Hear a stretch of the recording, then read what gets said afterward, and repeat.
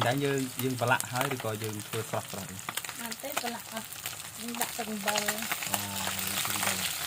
từng bờ đi trên thì tới dương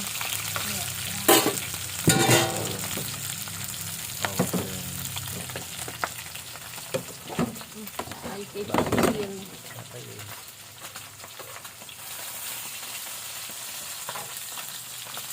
bà chi chuyện và nhàn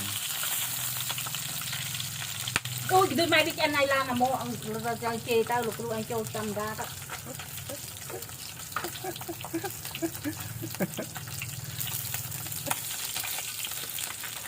chị thà chê cái châu tầm ra đây